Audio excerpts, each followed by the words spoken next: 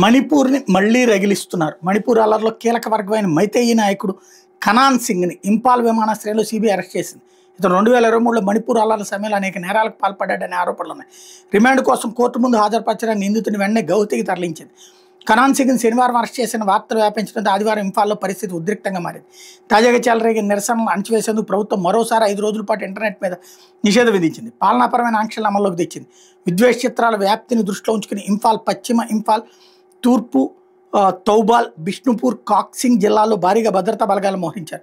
నిరసనకారులు రోడ్లపైకి వచ్చి టైర్లు, పాత ఫర్నిచర్ తగలబెట్టి తమ నేతను విడుదల చేయాలని డిమాండ్ చేశారు. శనివారం రాత్రి పలు చోట్ల మైతేయి మద్దతుదారులు భద్రతా బలగాలతో ఘర్షణకు దిగారు.